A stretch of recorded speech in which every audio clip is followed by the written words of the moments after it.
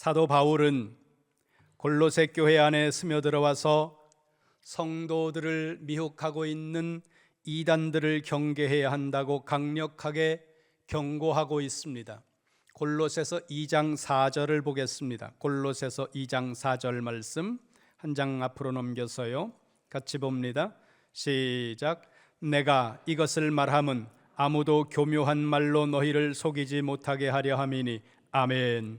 성도들을 미혹하는 모든 잘못된 가르침은 매우 교묘하다는 것입니다. 그래서 그 교묘함 때문에라도 많은 사람들이 미혹된다는 거죠. 그와 같은 교묘한 자들의 가르침에 속지 않게 하려고 사도 바울은 골로새서를 기록하고 있다는 것입니다. 그러면 골로새 교회 안에 스며들어와 있던 교묘한 속이는 자들, 이단들은 어떤 자들이었을까? 2장 8절 보시기 바랍니다. 골로새서 2장 8절 시작. 누가 철학과 헛된 속임수로 너희를 사로잡을까 주의하라. 이것은 사람의 전통과 세상의 초등학문을 따름이요 또 그리스도를 따름이 아니니라. 아멘. 그 밑에 16절로 갑니다. 2장 16절 시작. 그러므로 먹고 마시는 것과 절기나 초하루나 안식일을 이유로 누구든지 너희를 비판하지 못하게 하라. 아멘. 두 절 밑에 18절입니다. 시작. 아무도 꾸며낸 겸손과 천사 숭배를 이유로 너희를 정죄하지 못하게 하라. 그가 본 그것에 의지하여 그 육신의 생각을 따라 헛되이 과장하고. 아멘. 골로새 교회 안에 가만히 들어와서 교묘하게 골로새 교회 성도들을 속이고 있었던 이단들, 성도들의 영혼을 도둑질하던 잘못된 자들은 철학적, 율법주의적 그리고 신비주의적 이단들이었다는 것입니다. 골로새서 2장 23절 맨 끝에 보면 사도 바울은 이와 같은 이단적 가르침, 교묘히 속이는 자들의 가르침은 조금도 유익이 없다고 단언합니다. 그럼에도 불구하고 많은 사람들이 이 잘못된 교묘히 속이는 자들의 속임수에 넘어가는 일들이 발생한다는 겁니다. 그건 2000년 동안 계속해서 반복적으로 그렇게 되어지고 있다는 거죠. 그러면 왜 사람들이 잘못된 가르침에 미혹되는 것일까? 그 이유는 다양하게 설명이 됩니다. 인간은 유한성과 불확실성 속에서 매일매일을 살아가게 되어 있는데 그 불확실성, 그것이 사람들을 불안하게 만들고 그 불안으로부터 벗어나고 싶은 본능적인 충동, 사람은 그 불확실성을 굉장히 싫어하거든요. 본능적으로 그 불확실성을 벗어버리고 제해버리고 싶은 본능적 충동이 사람으로 하여금 종교적 신비의 체험을 갈구하게 만든다는 것입니다. 그런가 하면 임마누엘 칸트의 논리로 본다면 인간은 언제나 물 자체, 칸트의 단어인데 물 자체라고 하는 것은 궁극적 실제를 의미하는 것입니다. 그러니까 인간은 궁극적 실제를 알고자 하는 본능적인 욕망을 사람들이 마음속에 가지고 있는데 그 본능이 종교적 체험을 통해 절대자와의 접촉을 추구하는 시도로 나타난다는 거예요. 그런가 하면 신앙적 관점에서 보면 인간은 항상 위쇼 다이라고 하는 하나님을 보려고 하는 절대자를 경험하려고 하는 그 본능이 우리 마음속에 있다는 겁니다.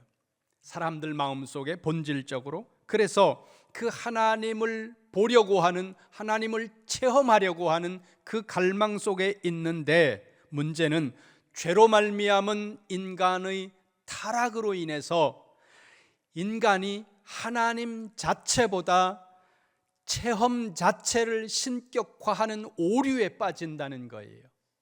그것을 이용한다는 거죠. 누가요? 이단들이. 인간이라는 존재가 본질적으로 이상과 같은 경향성을 지니는 그런 존재이기 때문에 그 니들을 채워줄 것 같은 교묘한 속임수로 다가서고 있는 이단들의 속임에 많은 사람들이 넘어가고 미혹당한다는 그런 이야기를 사도 바울이 지금 하고 있는 겁니다. 골로새 교회 성도들 역시 이와 같은 이단적 가르침에 노출되어 있었고 그들을 향해 경고하시는 말씀으로 이 골로새서를 기록하고 있는데 1장 1절부터 2장 5절까지가 큰 카테고리입니다. 여기서는 하나님의 신비인 그리스도에 관해서 말씀합니다. 이 그리스도가 누구냐, 이 그리스도를 통해서 무슨 일을 하셨고 어떤 일들이 우리에게 일어나는가, 이 부분을 사도 바울이 찬찬히 설명하고 2장 6절부터 2장 23절까지 2장이 다 끝나는 동안에 이단을 경계할 것을 강력하게 권고합니다. 그리고 3장과 4장에서는 그러면 거듭난 성도들이 이 땅에서 어떻게 살아가야 할 것인가, 그러니까 4장으로 되어 있는 골로새서의 절반이 거룩한 삶에 관해서, 구원받은 성도에 합당한 삶에 관해서 말씀하고 있다는 거죠. 이와 같은 골로새 이 성경의 구분을 통해서 우리가 알 수 있는 것은 교묘한 거짓 교사들의 미혹에 넘어가지 않기 위해서 성도들은 거짓 교사들의 실체에 대해서 정확하게 아는 것도 매우 중요하지만 거기서 끝나는 것이 아니라 거룩한 삶이 반드시 필요하다는 겁니다. 우리가 바르고 거룩한 삶에 거하지 아니하면 우리가 알고 있는 그 지식만을 가지고 우리가 미혹되지 않는 것이 아니라는 걸 사도 바울이 지금 이 골로새 성경 전체를 통해 말씀하고 있다는 겁니다. 오늘 우리는 15절을 본문으로 보았습니다. 15절로 가겠습니다. 골로새서 3장 15절 다시 한번 봅니다. 시작. 그리스도의 평강이 너희 마음을 주장하게 하라. 너희는 평강을 위하여 한 몸으로 부르심을 받았나니 너희는 또한 감사하는 자가 되라. 아멘. 문장이 길면 우리는 그 문장을 해석하는데 일단 약간의 부담을 가지게 되어 있습니다. 그러나 아주 기본적인 구문론만 알고 있어도 문장의 길이의 유무는 우리가 그 문장을 파악하는데 그렇게 문제가 되지 않는다는 거죠. 먼저 골로새서 3장 15절의 구조를 보면 두 개의 명령문이 본문을 앞뒤로 감싸고 있고 그리고 가운데 중요한 포인트를 찍는 것처럼 문장을 기록하고 있습니다. 두 개의 명령문이 앞뒤로 있는데 앞에 있는 명령문은 15절 보세요. 그리스도의 평강이 너희 마음을 주장하게 하라. 이것이 첫 번째 명령문입니다. 그리고 맨 뒤로 가서 너희는 또한 감사하는 자가 되라. 이것이 두 번째 명령문입니다. 그리고 이 두 개의 명령문 사이에 꼭지점과 같은 역할을 하는 문장이 들어가 있는데 그게 15절 중간에 있는 너희는 평강을 위하여 한 몸으로 부르심을 받았다. 이것이 꼭지점 역할을 하는 그런 구조로 되어 있다는 겁니다. 그러면 이제 첫 번째 명령문부터 우리가 살펴보겠습니다. 15절 다시 눈으로 보세요. 바울이 골로새 교회 성도들을 향해 말합니다. 그리스도의 평강이 너희 마음을 주장하게 하라. 이 문장을 헬라어로 보았을 때 본동사, 문장의 핵심을 이루고 있는, 중심을 이루고 있는 본동사는 브라뷰에토라고 하는 동사입니다. 이 브라뷰에토라고 하는 동사의 원형은 브라뷰오라고 하는 단어인데 이 단어가 여기서 3인칭으로 쓰였다는 거예요. 그리고 능동태 명령법으로 쓰였다는 거죠. 근데 이 브라뷰오라고 하는 단어의 의미는 통제한다 그런 뜻입니다. 그러니까 통제하라 그런 뜻이죠. 근데 이 단어가 2인칭으로 쓰였으면 너희는 통제하라 이렇게 해석이 되는데 말씀드린 대로 3인칭으로 쓰였다는 거예요. 3인칭 단수 명령법으로 쓰였다는 겁니다. 그러니까 골로새 교회 성도들 너희들이 통제하라 이렇게 말씀하는 것이 아니라 그들, 정확하게는 그지요. 단수니까 그것이 통제하게 하라 이렇게 해석이 된다는 겁니다. 그러면 여기서 통제하는 주체가 뭐겠습니까? 이 문장의 주어가 뭐예요? 그리스도의 평강이죠. 그러니까 그리스도의 평강이 통제하도록 만들어라 이렇게 말씀하고 있다는 겁니다. 그러면 생각해 보세요. 너희는 마음의 평안을 유지해라. 이게 보통 말하는 방법이고 보통 우리의 대화 속에서는 그렇게 대화한다는 거죠. 그리고 마음의 평안이 깨지지 않도록 마음의 평안을 유지해, 평안을 누려, 이렇게 보통 말하는데 지금 골로새서 3장 15절에서 첫 번째 명령문은 그렇게 말하지 않고 그리스도의 평강이, 그 평강이 너희를 통제하도록 만들어라, 이렇게 3인칭 명령법으로 썼다는 거죠. 그러면 이유가 있는 거예요. 일반적인 문법으로 쓰지 않고 이렇게 쓰고 있는 이유가 있는데, 첫 번째로 여러분들이 기억할 것은 무엇이 무엇 하게 하라, 이와 같은 3인칭 능동태 명령법으로 헬라어 문장이 나갈 때 이 헬라어가, 이 문장이 의도하는 가장 중요한 포인트가 뭐냐 하면 주도권을 강조할 때 이 방향을, 이 문장 스타일을 쓴다는 거예요, 헬라 사람들이. 그러니까 지금 골로새 교회 성도들을 향해서 너희 마음의 평안이 깨지지 않도록 해, 이렇게 말하지 않고 그리스도의 평강이 너희의 마음을 통제하도록 만들어라, 이렇게 말하고 있는, 이 3인칭으로 말하고 있는 이 이유는 우리의 마음의 주도권을 너가 가지지 말고 우리의 마음의 주도권을 그리스도께 넘기라는 의미로 말씀하고 있다는 것입니다. 너가 너의 마음의 평안이 깨지지 않도록 해. 그러면 주도권을 우리 마음이 가지는 거예요. 그런데 지금 이 3장 15절에서는 그것이 통제하게 하라는 거예요. 그것이 뭐예요? 그리스도의 평강이죠. 그 평강은 그리스도로부터 오는 겁니다. 그러니까 주도권을 누구에게 넘기라는 거예요? 너의 마음의 주권을 그리스도께 넘겨드려라, 이렇게 말하고 있는 중이라는 겁니다. 여러분, 왜 문제가 생기고 왜 살아가면서 시험에 듭니까? 마음의 주도권을 내가 쥐고 있기 때문입니다. 왜 우리가 자꾸 반복적으로 죄에 빠집니까? 우리가 우리의 생각과 우리의 마음의 주도권을 쥐고 있기 때문이라는 겁니다. 여러분의 마음의 주권을 그리스도께 넘기시기 바랍니다. 여러분들이 의식하고 결단하고 넘겨야 되는 거예요. 언젠간 넘어가겠지, 하다 보면 되겠지가 아니라 여러분들이 의식하고 내 마음의 주권을 그리스도께 넘기리라 결단하고 넘기지 않으면 안 넘어간다는 거예요. 왜요? 하나님은 우리를 인격적인 존재로 창조하셨고 하나님은 우리를 인격적으로 대하시기 때문이라는 겁니다. 죄수와 같이 대하지 않아요. 노예와 같이 대하지 않는다는 거예요. 하나님은 우리를 인격적인 존재로 매 순간 대하시기 때문에 우리가 의지적으로 결단하고 넘겨야 된다는 겁니다.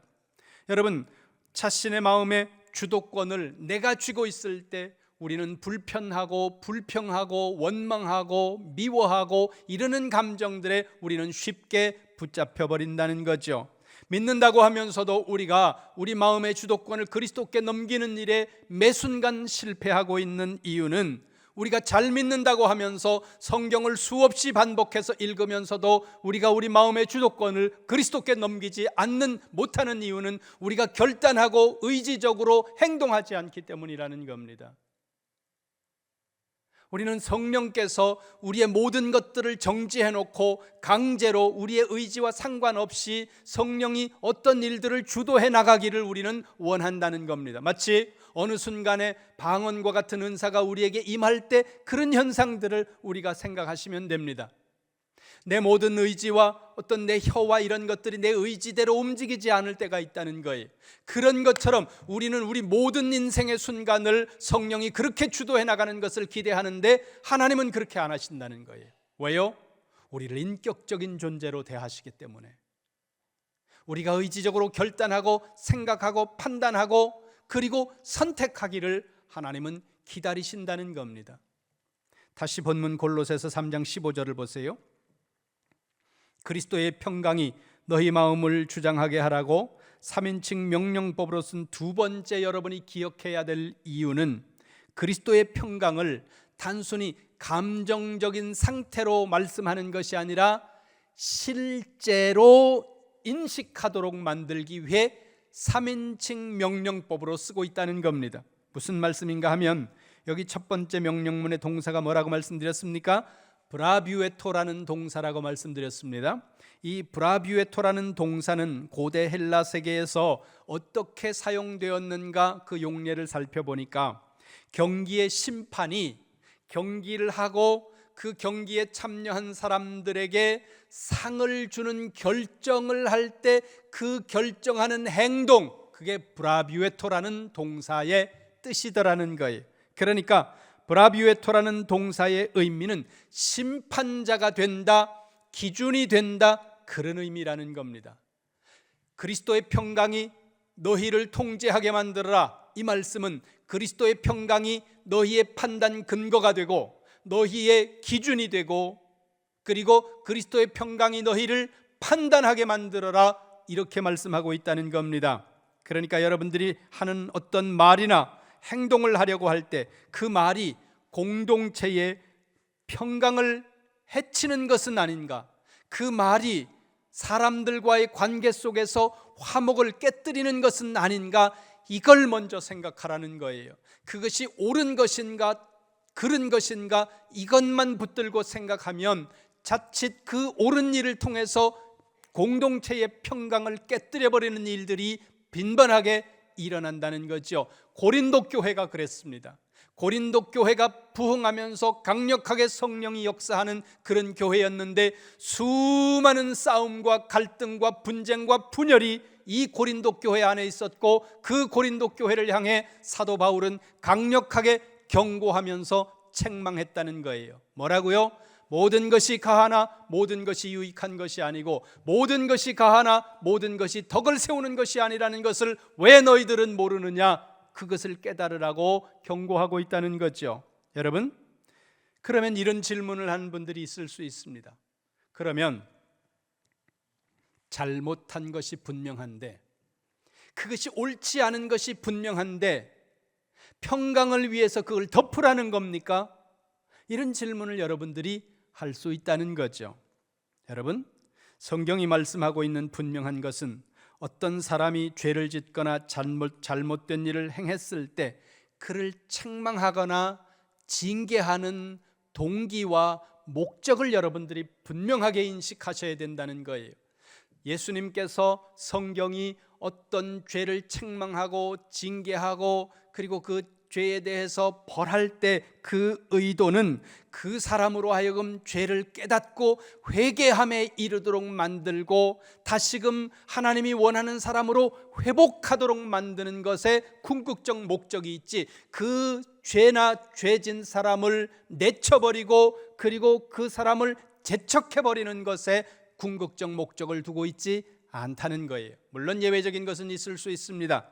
성경을 보겠습니다. 요한복음 8장으로 갑니다. 요한복음 8장 3절과 4절 5절 말씀 보겠습니다. 시작. 서기관과 바리새인들이 음행 중에 잡힌 여자를 끌고 와서 가운데 세우고 예수께 말하되, 선생이여, 이 여자가 간음하다가 현장에서 잡혔나이다. 모세는 율법에 이러한 여자를 돌로 치라 명하였거니와 선생은 어떻게 말하겠나이까? 아멘. 팩트가 뭐예요? 간음한 거예요. 이건 빼도 박도 못하는 죄예요. 간음을 했습니다. 이게 팩트예요. 그리고 그 간음죄를 지적하고 벌해야 한다고 말하는 서기관과 바리새인들의 말 자체는 전혀 문제가 없는 말이에요. 이 여인은 죄인입니다. 그런데 말씀이 진행되는 현상을 보면 예수님이 이 여인을 감싸는 것처럼 보인다는 거예요. 근데 이것은 감싸는 것이 아니고 11절 보세요. 11절. 요한복음 8장 11절. 시작. 대답하되 주여 없나이다. 예수께서 이르시되 나도 너를 정죄하지 아니하노니 가서 다시는 죄를 범하지 말라 하시니라. 아멘. 뭐예요? 회개함에 이르도록 이끄는 것이 예수님의 목적이라는 거예요. 죄를 그냥 두라는 게 아니에요. 죄는 책망받아야 하고 처벌을 받아야 하고 죄는 거기에 합당한 책임을 져야 하는 것이 분명합니다. 그런데 그것이 그 궁극적인 가는 방향이 그 죄 지은 사람을 끊어버리려고 하는 쪽으로 가서는 안 되고, 그 사람을 회개함에 이르도록 만들고, 그 회개함에 이르도록 만드는 일을 통해서 다시금 그가 회복하도록 만들고, 공동체 속에서 회복된 인간으로 살아갈 수 있도록 만드는 것, 그게 궁극적 목적이 되어야 된다는 겁니다. 사도 바울 역시 골로새서 3장 15절에서 같은 말씀을 하는 겁니다. 평강이 기준이 되고, 평강이 목적이 되고, 평강이 동기가 되어야 한다. 그것이 동기가 되고 목적이 되어서 너희가 행동해야 된다. 그래서 평강이 통제하도록 만들어라, 평강이 주도적인 역할을 하도록 만들어라, 이렇게 말씀하고 있다는 겁니다. 다시 골로새서 3장 15절 본문에서 그리스도의 평강이 너희 마음을 주장하게 하라. 세 번째로 여러분이 이 명령문을 통해서 기억해야 될 이유가 있다는 거죠. 그거는 사도 바울이 엔트로파퍼시즘이라고 하는 장치를 사용한다는 거예요. 이 문장 속에서 그게 뭐냐 하면 의인화예요. 마치 평강을 사람처럼 대하고 있다는 거예요. 지금 이 본문 속에서 사도 바울이 그렇게 쓰는 이유가 있습니다.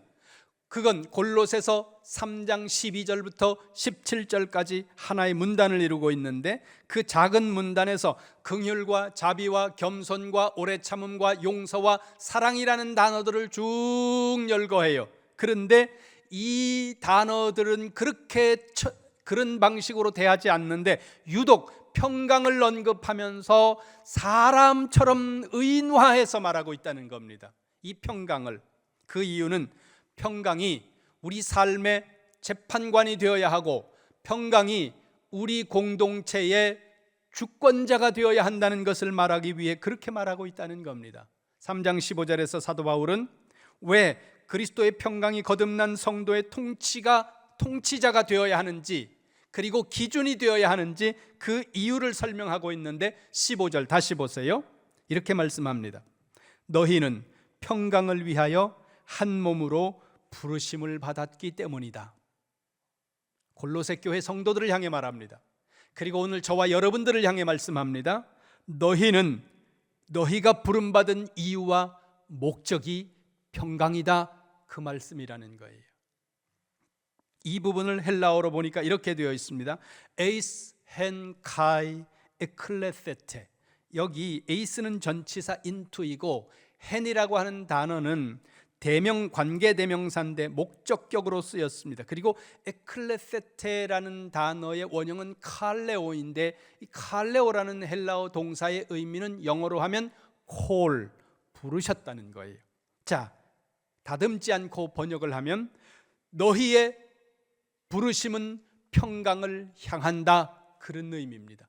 무슨 뜻이냐 하면 골로새서 3장 15절 본문에서 사도 바울은 하나님이 우리를 부르신 것은 우리가 그리스도의 평강을 누리라고 부른 것이 아니라 그리스도의 평강을 만들어내라고 부르신 것이라는 겁니다. 15절에서 말씀하는 내용이, 물론 성경 전체적인 통전적 관점에서 살펴보면 우리가 그리스도의 평강을 누리라고 말씀하는 곳들이 여러 곳 도처에 있습니다. 그리스도의 평강 안에 머물러라, 그리스도의 평강을 누려라, 이런 말씀들이 성경 전체에서 대단히 빈번하게 나오지만 골로새서 3장 15절에서 말씀하고 있는 평강은 우리로 하여금 개인적으로 평강을 누리라고 말씀하는 것이 아니라 너희가 평강을 만들어내는 자가 되어야 된다, 평강에 의해서 통제되어야 된다, 그 말씀을 하고 있다는 겁니다. 여러분 가정에, 여러분 교회에, 우리나라에 평강이 없다고, 화목이 없다고 불평하고 짜증내지 마세요. 왜요? 그 평강을 만들어야 될 책임이 당신에게 있기 때문이라는 거예요. 지금 평강이 없다는 이유는 뭐예요? 당신이 평강을 안 만들어내고 있다는 이유예요. 그러니까 평강이 없다는 것은 내가 평강을 만들어야 될 사명과 책임이 지금 있다는 거예요. 내 눈에 그게 보입니까? 그러면 내가 그 자리에서 평강을 만들어야 된다는 것을 여러분들이 기억해야 된다는 겁니다. 그러면서 계속해서 말씀합니다. 15절 다시 보세요. 너희는 한 몸으로 부르심을 받았다. 더 정확하게 표현하면 한 몸 안에서 부르심을 받았다, 이렇게 말씀합니다. 그러면 한 몸 안에서 부르심을 받았다는 이 표현은 뭐예요? 큰 의미에서 연합을 이야기하는 것이고, 이 몸 은유를 통해서 공동체를 강조하기 위해 이렇게 말씀하고 있다는 거죠.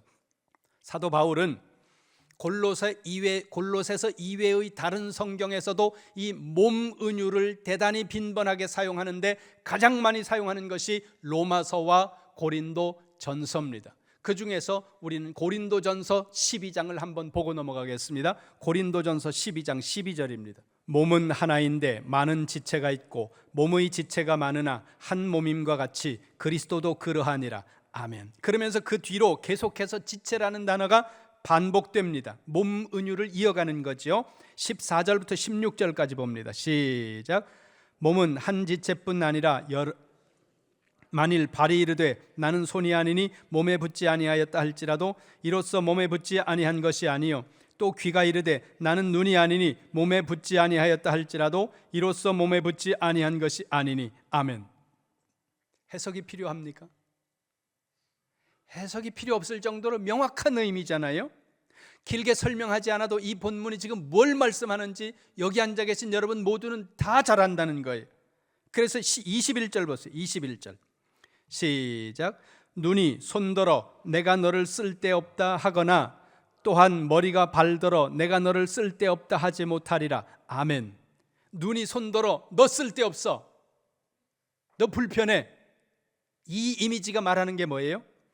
비난과 갈등입니다. 분열이에요. 우리 몸이 이렇게 분열하고 분쟁하는 것은 있을 수 없는 것처럼 성도의 공동체가, 성도들이 속해 있는 그 공동체가 이렇게 서로 분열하고 갈등하고 비난하는 것은 있어서는 안 되는 일이라고 지금 고린도 교회를 향해, 오늘 우리 교회를 향해 말씀하고 있다는 겁니다. 그러면 이러한 지체 간의 갈등과 다툼이 없는 상태가 뭐예요? 평강이에요.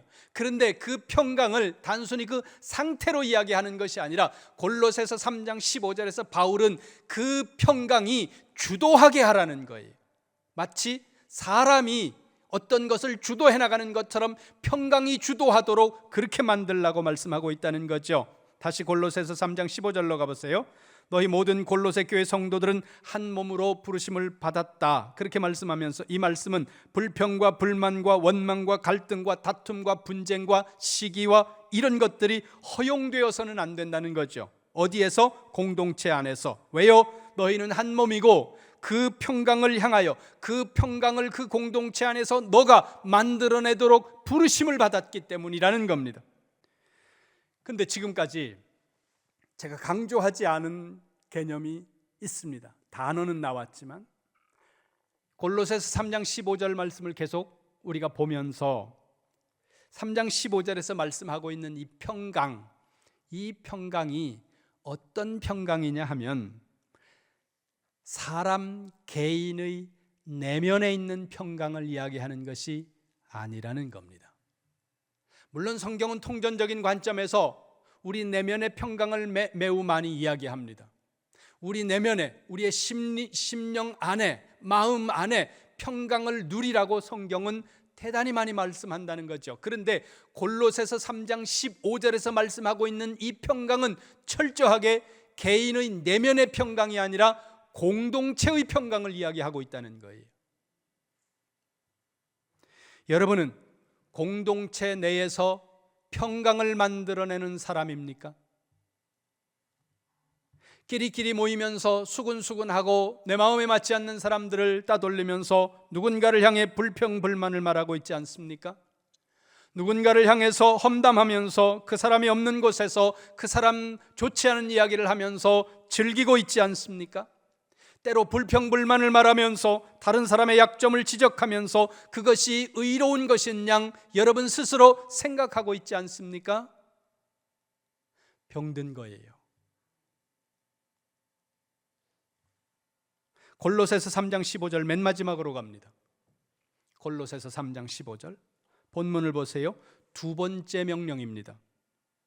두 번째 명령문은 너희는 또한 감사하는 자가 되라. 이것이 두 번째 명령문이라고 말씀드렸습니다. 이 지점에서 여러분이 한번 생각해 보세요. 바울은 왜 평강과 감사를 연결시키고 있을까? 왜 평강이 지금 주 개념이거든요. 근데 그 평강에 감사라는 단어를 가지고 와서 연결시키고 있을까? 여러분이 생각하라는 거예요. 행복도 있고 기쁨도 있을 텐데 여러분 생각해 보세요. 편안하면 행복하잖아요. 편안하면 기쁘잖아요. 그런데 그런 단어가 아니라 감사라는 단어를 가지고 오고 있다는 겁니다. 그러면 이유가 있지 않겠습니까? 골로새서 3장 15절에서 말씀하고 있는 평강은 단순한 윤리적 권면이 아니라고 말씀드렸습니다. 여기서 말씀하고 있는 평강은 존재론적 상태를 전제하고 있는 명령이라는 거죠. 무슨 말씀인가 하면 여기서 말씀하고 있는 평강은 단순히 정서적 고요함을 의미하는 것이 아니라 골로새서 3장 15절에서 말씀하고 있는 평강은 성도들의 공동체적 통치 질서를 이야기하고 있는 겁니다. 그래서 이 평강을 의인화해서 말하고 있다는 거죠. 그리고 이와 같이 그리스도의 평강의 통치를 받을 때 그 결과로 나타나는 것이 서로를 향한 감사라는 것입니다. 지금 이 평강이 어떤 평강이라고요? 개인의 내면 평강이 아니기 때문에 기쁨이라든가 행복이라든가 이런 단어를 가지고 오지 않고 관계적인 개념 속에서 일어나는 일인 감사를 가지고 오고 있다는 거예요. 물론 혼자도 감사할 수 있죠. 그러나 이 감사라는 단어는 관계적인 개념이 매우 강한 단어라는 겁니다. 감사의 특징이 상대를 전제하고 있는 것이고 관계를 전제하고 있는 것이라는 거 여러분들이 기억하셔야 된다는 거죠. 생각해 보세요. 공동체 구성원 한 사람 한 사람이 서로를 향해서 감사할 때 그 공동체는 평강의 통치를 받는 공동체가 됩니다. 우리의 경험으로 봐도 감사가 사라지면 그 자리가 비어있는 것이 아니라 감사가 사라지면 그 자리에 원망과 불평과 시비가 자리하기 시작합니다. 그 순간 공동체의 평강은 사라진다는 거죠. 공동체의 평강이 사라져도 개인의 평강을 유지할 수는 있습니다. 그런데 지금 이 본문에서는 개인의 평강이 아니라 공동체의 평강을 이야기하고 있다는 거예요. 3장 15절에서는. 그러니까 사도 바울은 예수 그리스도의 몸인 교회의 영적 질서 안에 평강과 감사가 선순환 구조로 돌아가고 있는 그 통치 질서가 자리 잡아야 된다고 우리에게 말씀하고 있다는 겁니다. 그래서 골로새서 3장 15절에서 평강과 감사를 연결시키고 있다는 거죠. 여러분, 거듭난 성도의 삶에서 평강은 공동체의 질서를 통제하는 근거가 되어야 됩니다. 그리고 감사는 그 질서 속에서 피어나는 자발적인 반응이고 열매라는 겁니다. 그러므로 골로새서 3장 15절에서 감사하라는 이 명령은 평강의 통치를 허락하라는 또 다른 표현이라는 거예요. 그러니까 같은 말이라는 겁니다. 큰 의미에서 평강은 감사로 완성되고 감사는 평강을 유지합니다. 그래서 감사와 평강은 함께 그 공동체를 아름다운 선순환 구조 속으로 들어가도록 만드는 요인이라고 말씀하고 있다는 거죠. 여러분은 여러분이 속해 있는 공동체, 여러분의 가정과 우리 교회와 이 나라 안에서 어떻게 살아가고 있습니까? 평강의 통치를 받고 있습니까? 평강을 만들어내고 있습니까? 감사를 하고 있습니까? 여러분 신앙을 이 말씀에 비추어 점검하시고 평강의 통치를 받으시고 감사를 넘치게 하는 성도가 되시기를 주님의 이름으로 축원합니다.